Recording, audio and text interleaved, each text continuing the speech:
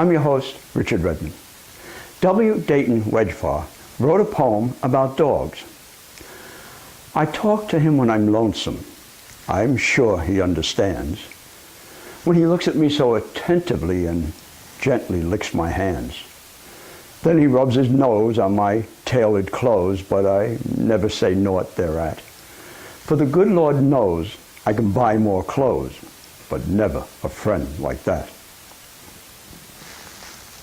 To quote Alphonse Tousenel, the more one gets to know of men, the more one values dogs. Following is a short one-act play. In this story, all that Warren Montague wants to do is adopt a dog. He's not applying for welfare. Ms. Pearson, who works at the shelter, is the type of person that takes her job very seriously, maybe a little bit too serious. The title of the play is Animal Rescue, written by Karen Rich, a local writer.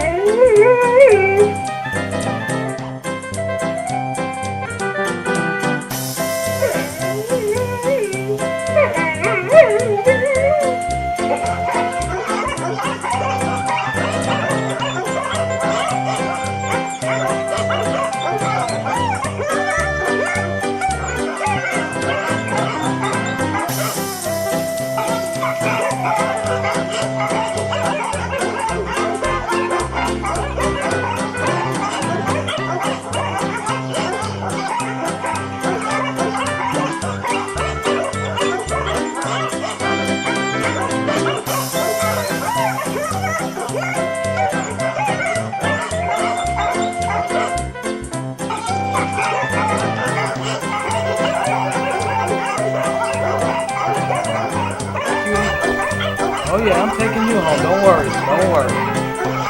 Someone will get it.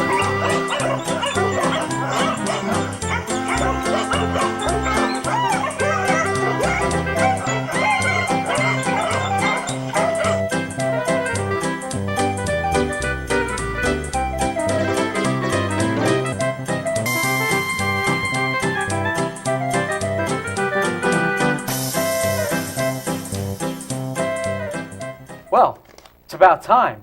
You must be the warden. I've been waiting 20 minutes. Thought I'd just about jump out of my skin. I beg your pardon. Are you expecting to adopt a pet? Because if so, it's going to take a lot of patience, more than it took to wait here for your interview. Look, the receptionist told me you'd be right out. I've been pacing around like a caged animal waiting here. Caged animal? Sir, do you have any idea what a caged animal goes through? Don't toss about terms like that so boorishly. You cheapen the experience of those poor little dears. Well, excuse me, but I was only trying to say this is not like I'm applying for welfare, you know? Oh, yes, you are. You're applying for the welfare of our furry little friends, our superiors, who have much to teach us if we would just keep quiet and listen, which you clearly are incapable of doing given your current display. Just a minute. What is this grade school? Look, I'm willing to go through this adoption interview process, as you call it, but don't critique my manners. It's one of my pet peeves. Dogs don't lay that crap on you, and that's what... All aspects of your comportment and demeanor are subject to our review. They have nothing to do with my ability to house an animal, and you know it. Look, mister, I'll tell you what I do know. More than 80% of our applicants get rejected. You've got to be kidding. Because right off the bat, they prove themselves to be unsuitable. Look, we are not looking for housing, as you put it. We're looking for homes for our furry little friends. Well, Bad tempers, poor judgment, inconsistency, it all leads to the same dismal outcome. Well, I'm not perfect, only human, but certainly not to a fault.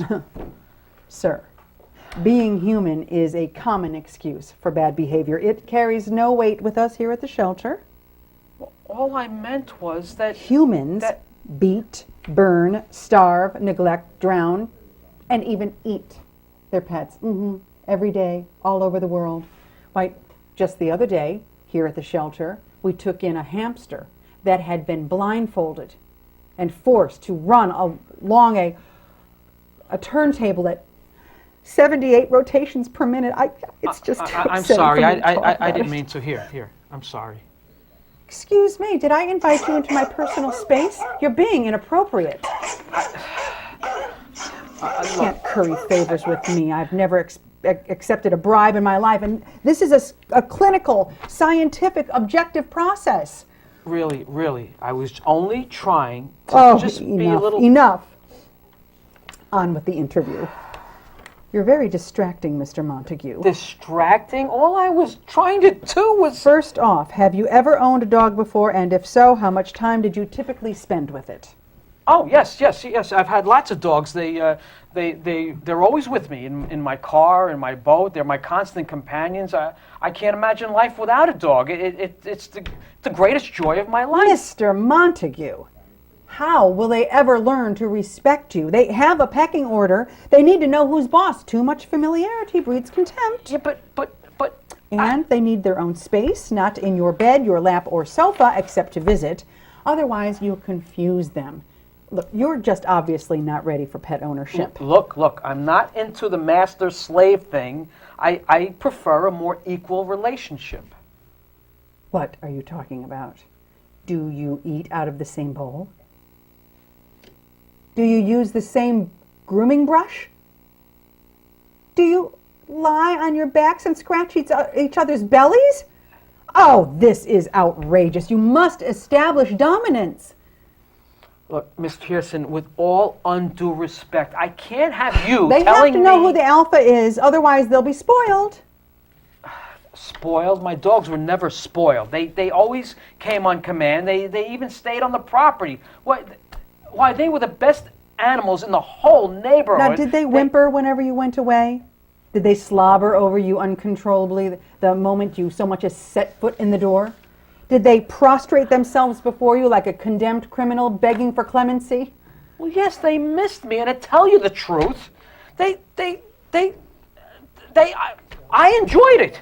I knew it. You fall into a special category of abusive pet owner called the fetishist. The fetishist? Look, wait a minute. You have no right to say... You use animals to meet your emotional needs.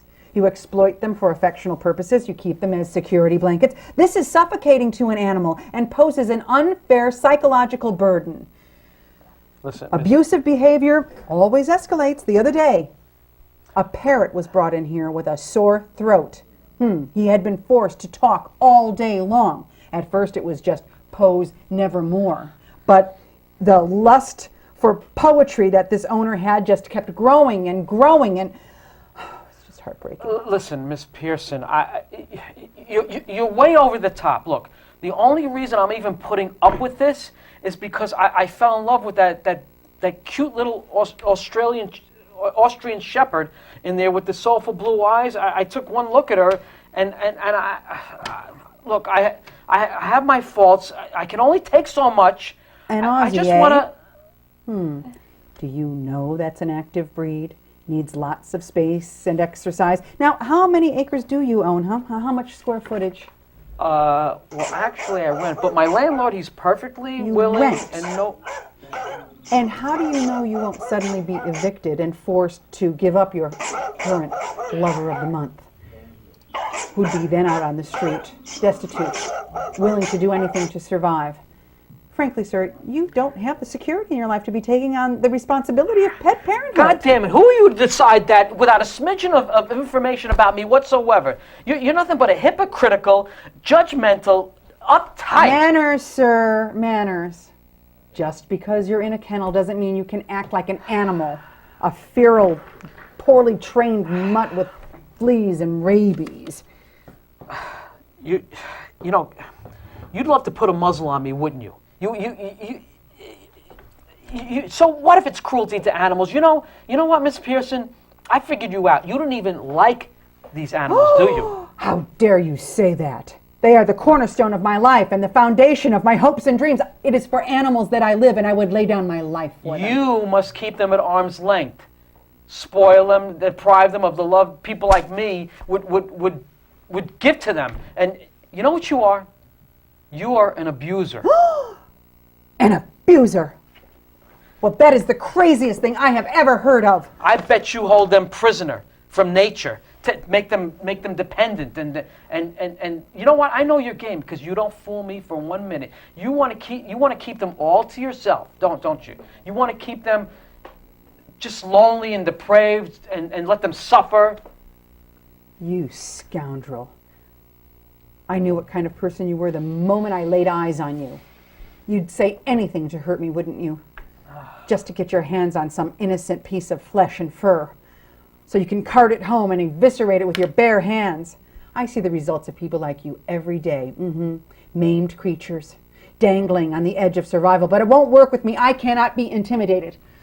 Okay, you figured me out. I keep them down in my basement. It's like a dungeon down there, and it's just reserved specifically for four-legged creatures, and I get them from animal places like here. I knew it. And I invest my precious little time in interviews like this. You know, when I can be where I can be just dissected and disemboweled and every which way, just to get my hands on them. And these are ones I could easily pick up at any roadside pet shop. Oh, those puppy mills are butcheries. They should be boycotted and put out of business. Are you kidding? They're the best source of customers. When people strike out here, that's where they go. Look, maybe I'll never convince you I'm worthy of adopting a puppy, but I really want that. I really fell in love with that little Aussie. And is there anyone else here I could talk to? Oh, you want the cute one, do you? The puppy. Well, those are the ones everybody wants, with the bright, shiny eyes and the wiggly tail and the sleek, shiny coat. Trophy dogs, I call them. You wear them on a leash so you can walk down the street and attract lots of attention from girls. Oh, I picked it up at a shelter, you say, leading everyone to believe you're such a good Samaritan. But did you even cast one glance at the older, mangy, haggard ones, the ones with big eyes and begging for your attention? Oh, no, they don't interest you. They're not pretty enough. Ha! A person that really cared about dogs, whose motives were pure, would adopt the ones most in need. Look, I swear to you, my intentions are honorable. Sometimes, there's an inexplicable chemistry between a person and a dog, and I think we really have it. Listen, let me prove it to you. Why don't you watch us play together? You think I haven't watched you? Nothing that goes on around here escapes unnoticed. That is a one-way mirror into the visiting area where the puppies and kittens are kept. So you were spying on us? Oh, yes. I witnessed your little flirtation. But the puppies are young and impressionable, and they give their hearts away too easily. They are taken in and shaken down, and they have absolutely no idea who to trust, and that's why they need us to protect them. It sounds like you've had a hard life, if you don't mind my saying. Let's just say I've lived among humans. Need I say more? Humans. That's what I thought. I have as little contact with them as possible. Well, you'll need 3 human references for your application to vouch for your character. And because humans lie so much, we require 4 references for each reference, so that is 12 altogether. But I don't know that many people. I keep to myself. I can't blame you, but that's our policy. I can't. Look, can't you let the animals be the references? Look, I have a proposition for you. Oh, please. Look, I'll spend a day here, give special attention to every single jowly, flea-ridden mongrel in the whole kennel, ditto for the cats, and then you could watch us together, and then you could see for yourself. Well, You'll know their opinion, because you'll get 12 good references right there. how peculiar. But, of course, it does make sense. Unless, of course, you're planning on abusing them when my back is turned or when the camera is turned off. But then, I'd lose the references. True. But they'd feel so abandoned after all that attention if you never saw them again. No, it's just too cruel. I can't subject them to that. Why not? Animals abandon me all the time. They live for 15 years of daily bliss, and then I'm all alone again, just to stew in a pot of humanity. I can't. Yes, it is so unfair. Even the best and brightest of our species can't hold a candle to them. Man's best friend. And woman's greatest love. Funny you should put it that way. Are you married to a person, I mean? Well, you know how it is. Some are attracted to the same sex, some to the opposite. I'm not attracted to my own species, I must tell you. Male or female, it makes no difference. So that makes you... Heterospecific. And single, except for my darling creatures in whose eyes the sun rises and sets, in whose paws my heart rests, beating to the rhythm of a wagging tail. In the purr of a satisfied kitten, all things are possible. Yes, I know what you mean. And what about you? Are you homo-specific? I used to be. I married a woman, and but it was all just going through the motions, and my true affection has always been the canines, and I could be honest with you, can I? When I shed my inhibitions, I sometimes tend to pant and growl and let out a spontaneous yelp once in a while. I don't mean to. It's just something comes over me. Well, it's nothing to be ashamed of. You're just trans-specifically identified. The growls and the panting didn't bother her too much, but the barking, well, I spent more nights on that spare bedroom couch than I care to think about. But I had the company of a nice, adorable Irish setter, and it wasn't anything romantic, mind you, just an attempt to find comfort in someone's paws. You understand, don't you? Yes, I do. And what comfort it can be. Did you ever come out of the closet? Thrown out of the closet's more like it. Actually, I finally had enough and ran off with a real homo-specific. She ran off with a homo-specific woman in this case. She turned out to be a lesbian, and at that point, I was never more happier my whole life. Sweet solitude, finally. Yes, the unencumbered bliss of a humanless lifestyle. Took years to get used to it, but I finally got to the point where I could accept myself for who I am. And so can I. And then, you know how much love I would give to that little cute Aussie? Well, okay. Animal references will be acceptable in your case. And if they check out, there will be a probationary period, and you'll report back here twice a week for 6 months and play with the other animals. Oh, thank you. Oh, and one more thing. Yes. You must bring the puppy every time. What's that? I mean, I get it. You want to keep tabs on her to make sure I don't abuse her. Or Well, you don't trust me still, do you? you're only human, as they say. Please, don't remind me. You need to have her spayed, inoculated, and sent to a good obedience school. She'll have to be crate trained, of course, professionally groomed, walk twice a day, and socialized. You know what I mean by socialized, Mr. Montague. Sure, comfortable around all types of people. No. Terrified of people. Oh. Trusting nobody on two legs. Ready to bolt for the door the minute a human so much as lays eyes on her.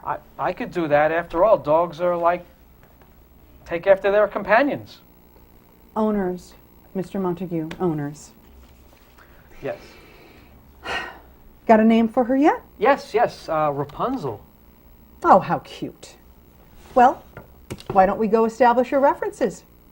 To the adult kennels. There's no time to lose now. My elderly, blind cats and deaf, maimed dogs await your attention. There's a diabetic gerbil and an epileptic turtle. Understood, Miss Pearson.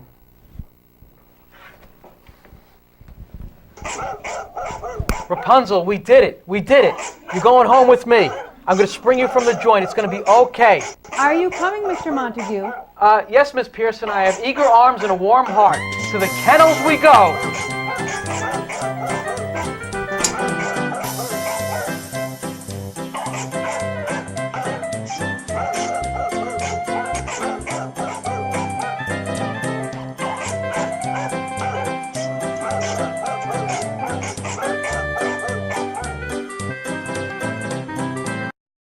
Next, we have a Shakespeare moment. A scene from Hamlet, Prince of Denmark. In this scene, Hamlet delivers the famous monologue, "To be or not to be? That is the question," in which he is contemplating to live or not to live. That is the question.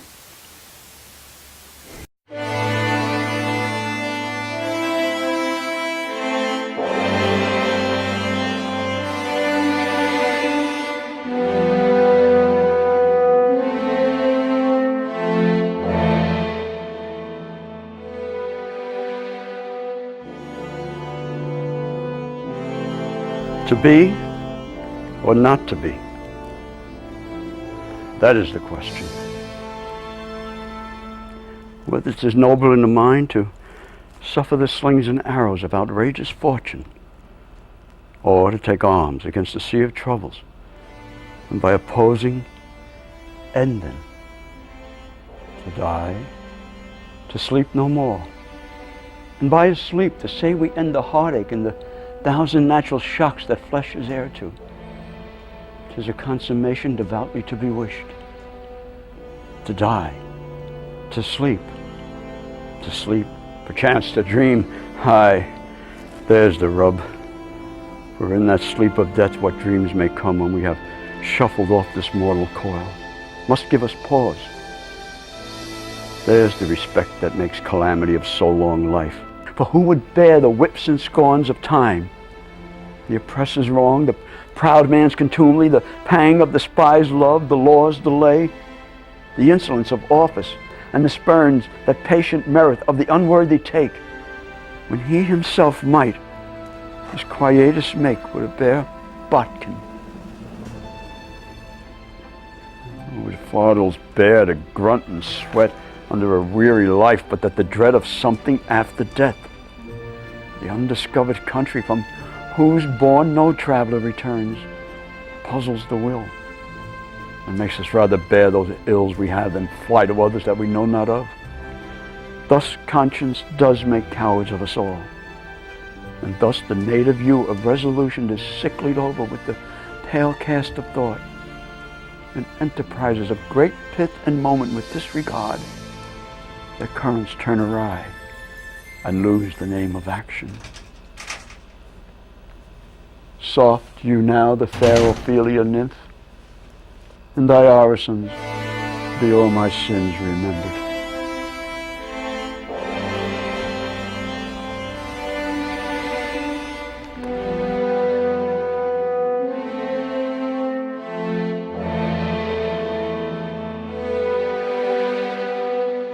Next, a monologue from Romeo and Juliet. In this scene, which takes place in the Capulets' home, a nurse is talking to Lady Capulet.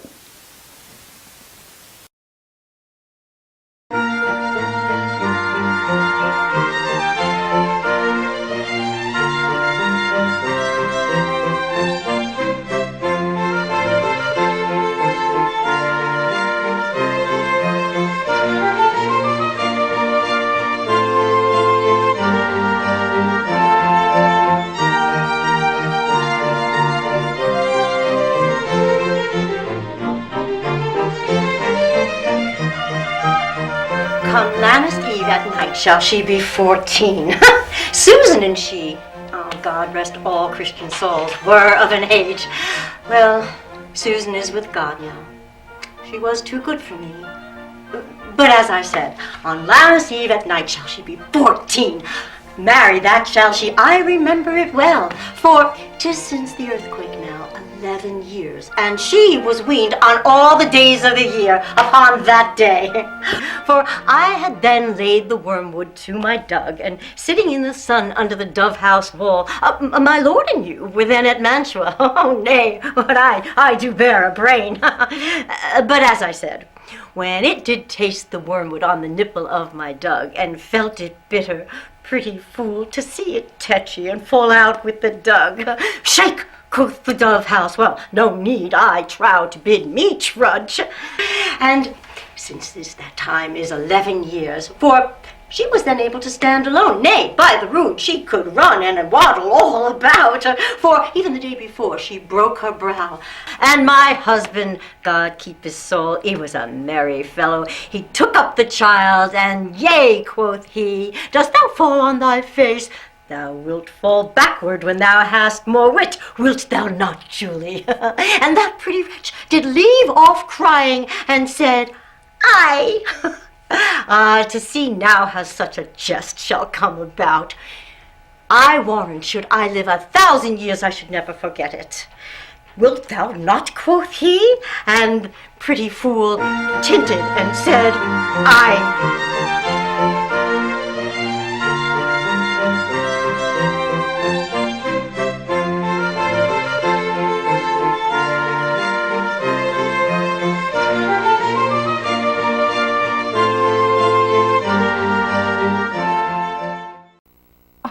Groom yourself with the same brush? Oh, roll over together and scratch each other's. Go back to the beginning. Okay. I don't talk too good.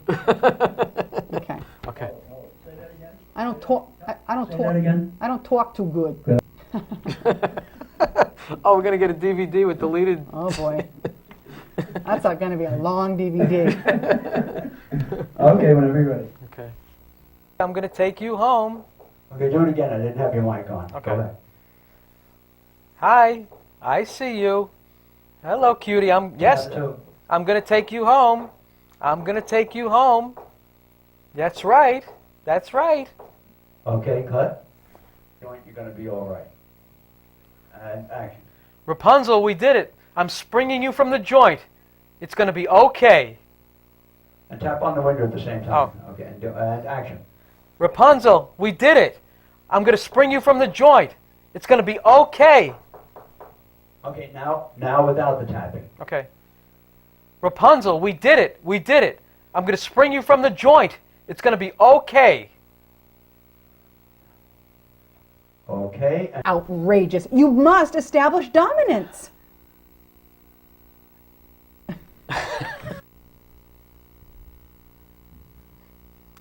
Funny thing is, we'll probably know the script after we walk out of here. No, it's leaving my brain.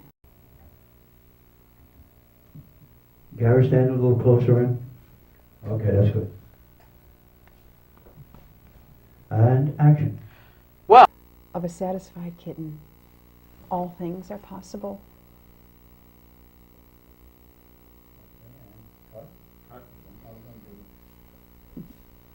That's good.